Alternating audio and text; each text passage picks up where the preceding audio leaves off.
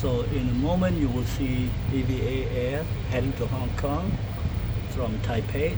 This is going to be Boeing 777 taking off here from Taipei Taoyuan International Airport heading to Hong Kong. It's coming pretty soon. There you go. Very cool library, right?